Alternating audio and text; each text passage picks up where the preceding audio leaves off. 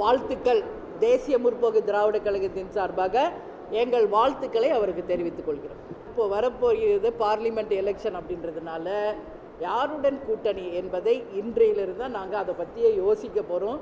அதனால் நானும் 2-3 நாளாக எல்லா தொலைக்காட்சியிலையும் பார்த்தேன். நீங்களாக ஒரு செய்தியை போட்டுக்கிட்டு இருக்கீங்க. 4+1 யாரும் அவங்களுக்கு தான் அப்படின்றீங்க. எந்தெந்த தொகுதி, அதாவது கள்ளக்குறிச்சி, கடலூர், தருமபுரி, ஏதோ நீங்கள் ஒரு தொகுதிகள் பெயரையும் சொல்லி போட்டுக்கிட்டு இருக்கீங்க. அதிமுக கூட கூட்டணியா இல்லை பிஜேபி கூட பேசிக்கிட்டு இருக்காங்க. எல்லாமே யூகங்கள் தான். இதுவரைக்கும் அஃபிஷியலாகவோ மறைமுகமாகவோ யாரிடமும் நாங்கள் பேசலை.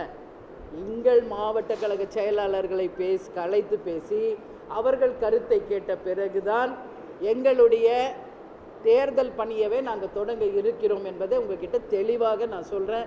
அதனால் இல்லாத ஒரு செய்தியை இருக்கிற மாதிரி போடாதீங்க.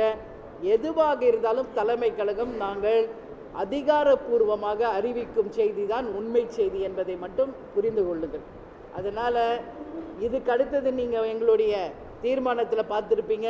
4 மண்டலங்களிலும் கேப்டனுடைய நினைவஞ்சலியோட புகழாஞ்சலி நினைவு அதை செய்யலாம். அவள் ஒரு பெரிய பொதுக்கூட்டம் மாதிரி வச்சு 4 மண்டலங்களிலும் நடத்த இருக்கிறோம். அது எப்பொழுது என்கின்ற தேதியும் உங்களுக்கு அறிவிக்கப்படும். வருகின்ற 12ஆம் தேதி தேசிய முற்போக்கு திராவிட கழகத்தினுடைய கொடி நாள். அந்த கொடி நாளை தமிழகம் முழுவதும் அனைத்து இடங்களிலுமே கழக கொடியை பட்டொளி வீசி பறக்கச் செய்து தமிழகம் முழுவதும் தேசிய முற்போக்கு திராவிட கழகத்தினுடைய கொடி நாளையும் நாங்கள் கொண்டாட இருக்கிறோம். அது முடித்தோடனே 4 மண்டல பொதுக்கூட்டம் இருக்குது. மாபெரும் பொதுக்கூட்டமாக அதை நடத்த இருக்கிறோம். அதுக்குள்ளே எங்களுடைய நிலைப்பாடு என்ன என்பதையும் உறுதியாக முடிவெடுத்து அதிகாரப்பூர்வமாக உங்களுக்கு அறிவிப்போம் என்பதை தெரிவித்துக் கொள்கிறேன். சொன்னேன், அதான் இப்போ சொன்னேன்.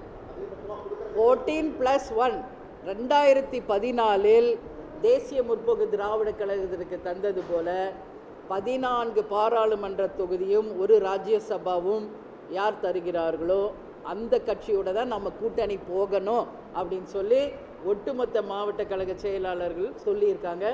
அதனால் நிச்சயமாக நாங்கள் அதற்கான முயற்சியை தான் எடுப்போம். பொறுத்திருந்து பார்ப்போம். அதான் இன்றைக்கி தான் நாங்கள் எங்களுடைய பணியவே நாங்கள் தொடங்குகிறோம். யார் போட்டியிட போகிறார்கள், எந்த தொகுதியில் போட்டியிட போகிறோம், எந்தெந்த சீட்டு அப்படின்றது எல்லாமே இனிமேல தான் நாங்கள் யோசிக்க போகிறோம், டிஸ்கஸ் பண்ண போகிறோம், டிசைட் பண்ண போகிறோம். அதனால் இந்த நிமிடம் வரைக்கும் நீங்கள் கேட்கின்ற கேள்விக்கு என்னிடம் பதில் இல்லை.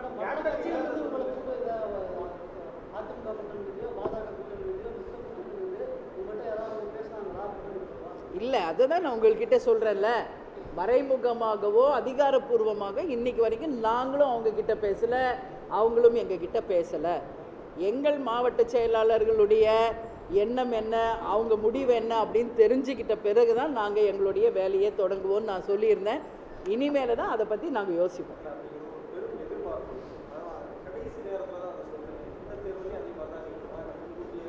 கடைசி நேரத்தில் இப்போ எந்த கட்சி அறிவிச்சிட்டாங்க? எந்த கட்சி, எந்த கூட்டணி? திமுக ஆல்ரெடி ஒரு கூட்டணியில் இருக்காங்க. அவங்க தான் கூப்பிட்டு யார் யாருக்கு எத்தனை சீட்டுன்னு பேசுகிறது தான் ஒரு செய்தி. நானும் எல்லாம் நியூஸ் பார்க்குறேன். எந்த கூட்டணி யார் இது வரைக்கும் அறிவிச்சிருக்காங்க? யாரும் அறிவிக்கலையே. ஏன் அந்த மாதிரி ஒரு கொஷினை நீங்கள் தயவு செஞ்சு எழுப்பாதீங்க. ஏன் கடைசியில் தான் தேமுதிக முடிவெடுக்குதுன்றதை கேட்காதீங்க. எந்த கட்சியோ எந்த கூட்டணியும் இது வரைக்கும் எந்த டிசிஷனும் எடுக்கலை. நாங்களும் இன்றைக்கி மாவட்ட செயலாளர் மீட்டிங் போட்டிருக்கோம். வெகு விரைவில் நல்ல முடிவை உங்களுக்கு தெரிவிக்கிறோம்.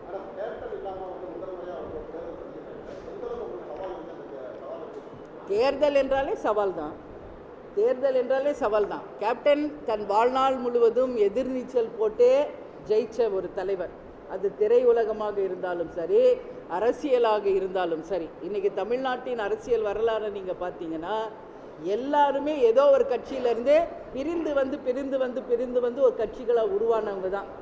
ஆனால் கேப்டன் மட்டும்தான் சுயம்பாக எந்த கட்சியிலிருந்தும் வராமல் சுயம்பாக தேசிய முற்போக்கு திராவிட கழகத்தை உருவாக்கி ஏறக்குறைய 2 தேர்தல்களை தனியாக களம் கண்டு ஏறக்குறைய 11% ஓட்டுகளை ப்ரூவ் பண்ணியிருக்கோம்.